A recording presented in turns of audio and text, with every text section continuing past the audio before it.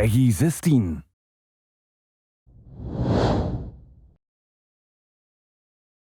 Hello everyone, and thank you for joining us today. This is Satoru Iwata from Nintendo.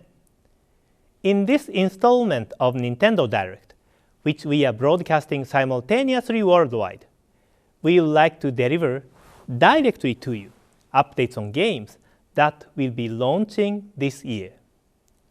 I know that many of you are looking forward to E3 in June. We are preparing a separate Nintendo Direct that is focused on future Wii U contents that will air around the time of E3. Together with the news that we will share with you today, these should help you to understand more about what is on the horizon for Nintendo. So let's begin. First, I have a game from Sega to announce. It's the latest in the Mario and Sonic series. The upcoming Olympic Winter Games will take place in a city called Sochi. Do you know where this is? According to the world map, it's around here in southern Russia. Sochi is known as a resort town facing the Black Sea. While Russia is often known as a place of extreme cold, Sochi is relatively warm. I thought it would be much colder until I looked into it. But that's enough geography for now. Let's have a look at the game.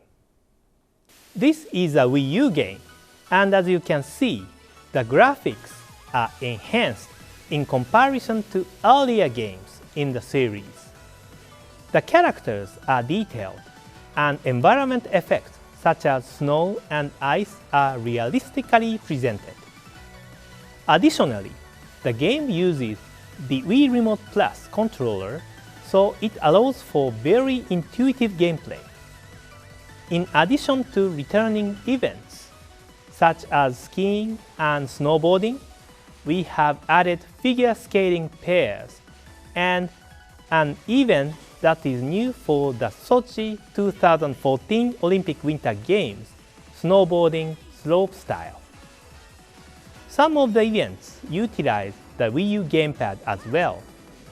For example, in curling, the player must draw lines directly on the ice rink displayed on the gamepad to share their strategy with the other players. In the biathlon event, which is a combination of cross-country skiing and rifle shooting, the player must switch between the Wii Remote Plus and gamepad depending on the situation. In addition to these official events of the Olympic Games, the game also offers what we are calling dream events as well, where stages are built in the world of Sonic and Mario, and you can do dynamic moves not possible in real life. We also have a mixed event which combines sports such as skiing, snowboarding, skating, and bobsleigh in one race. In this event, you can experience a race that is not possible in actual events at the Olympic Games. Please stay tuned for launch timing and more details on the game. I have some additional information on Sonic the Hedgehog that I would like to share with you. Today, I would like to announce that we have entered into a worldwide partnership with Sega on the Sonic the Hedgehog franchise. The next game in the series, Sonic Lost World, is a brand new action-adventure platforming game that will launch exclusively on Wii U and Nintendo 3DS. We'll have more details on this game prior to E3. Now, I would like to talk briefly about Game & Wario. From June 28th, players all across Europe will be able to enjoy a new kind of wacky Wario fun on Wii U. There are 16 games for which you use the Wii U gamepad in many unique ways. And all you need is just one gamepad, and all the players enjoy all the games without a Wii remote. Please take a look at this trailer and see for yourself.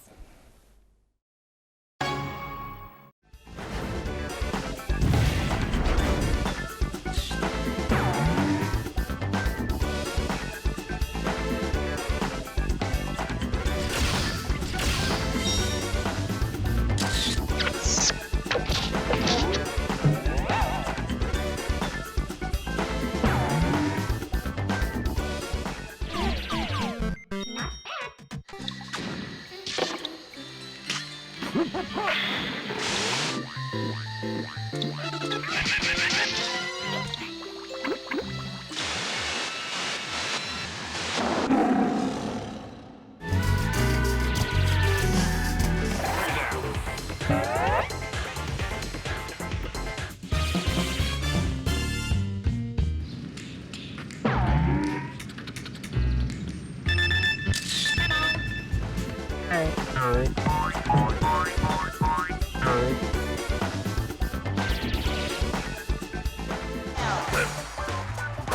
on.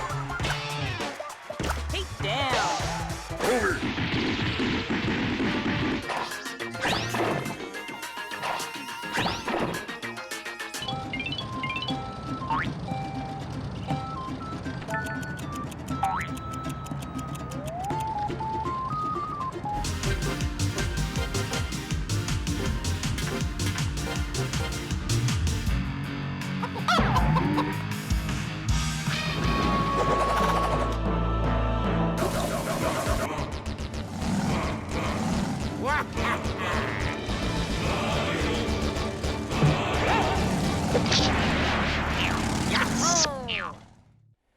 You can find out more on the development of Game and Wario by checking out our new Iwata Asks interview after the presentation.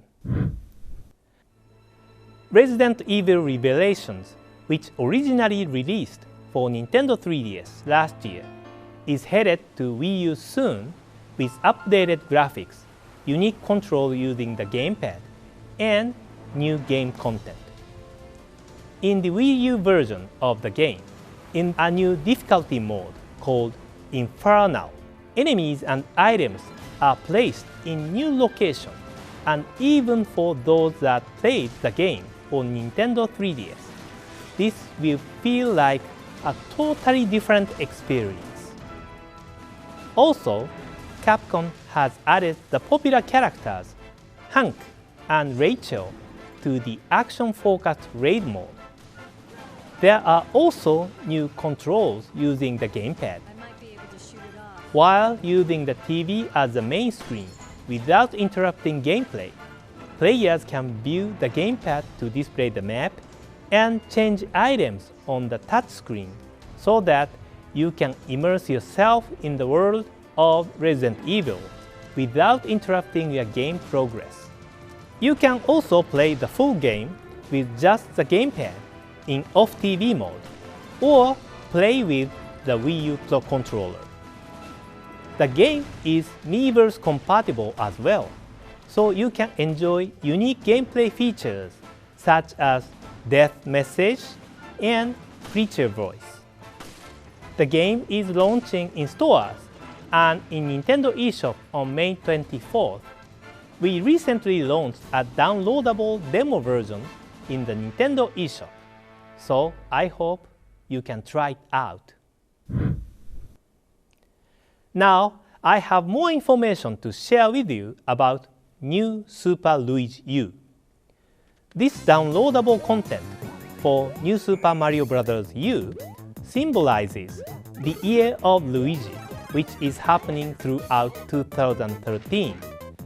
Since Mario does not appear in the game, players can enjoy multiplayer by playing as Luigi, Blue Toad, Yellow Toad, and Nabbit. Some of you may not know the Nabbit character, So let me refresh your memory. In New Super Mario Bros. U, Nabbit was a character that stole items from Toad's house, and players would chase him in different stages.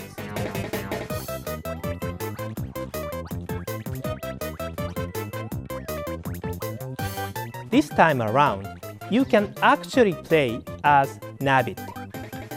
Nabbit has different abilities from Luigi and the Toads. His speed and jump are the same as the others, but he cannot power up even if he collects items. Instead, he won't take damage when he touches enemies. Nabbit is only available as a playable character in multiplayer gameplay, so please select him if you find 2D Mario gameplay to be challenging. New Super Luigi U will be released as downloadable content for New Super Mario Bros. U in Nintendo eShop on June 20th. As we mentioned before, the game offers 82 updated courses, unique Luigi gameplay, and an additional playable character in Nabbit. It's a completely different experience from New Super Mario Bros. U. For this game, I understand that some of you may want to play New Super Luigi U even if you don't already own New Super Mario Bros. U. Since it is the year of Luigi, we've decided to release a special standalone version of New Super Luigi U that does not require the New Super Mario Bros. U game as a limited time offer. This will be available on July 26th as a packaged product. You can either download New Super Luigi U as downloadable content for New Super Mario Bros. U from the Nintendo eShop, or purchase the packaged standalone version. Since the contents are the same, you can make a decision on which version to get based on your internet connection status and whether you already own New Super Mario Bros. U. Now I have another game for which we can share a launch date. It is the Wonderful 101 from Platinum Games, which will come to Europe on August 23rd. More details about the game will be released gradually between now and launch. Please stay tuned. I'm excited to see the finished product from Mr. Kamiya and Platinum Games. Next, I'd like to discuss more on Pikmin 3 for Wii U.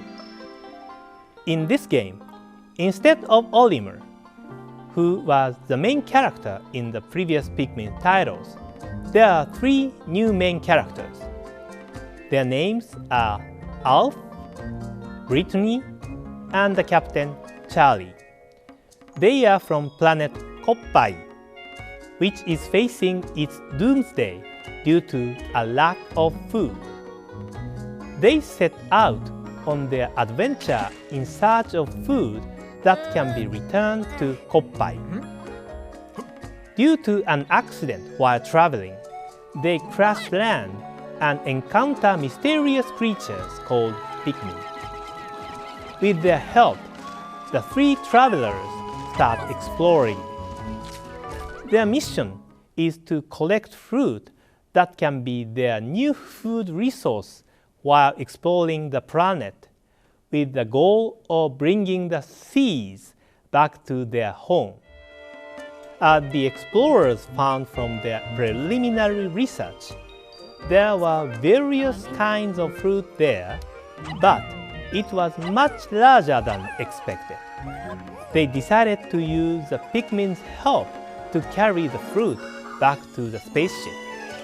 After extracting the seeds, fruit can be converted to juice and can act as a food for the player characters as they explore the planet.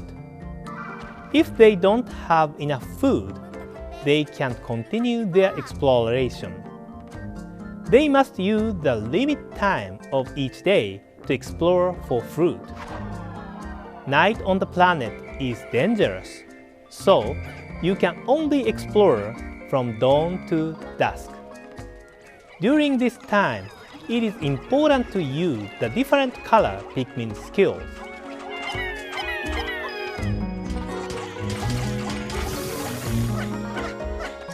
Players can divide activities among the different characters and explore separate areas with different groups of Pikmin in order to progress with their exploration. Once you get the hang of it, you can complete tasks within a shorter time frame. Also, if you make mistakes while you play, you can replay the day or revert to an earlier section of the game.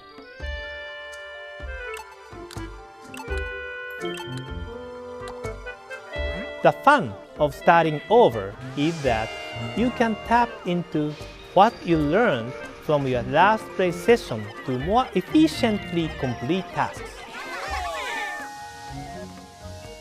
In the first Pikmin game, the player had to start over again and again to figure out the most efficient way to complete the exploration of the planet in a limited time.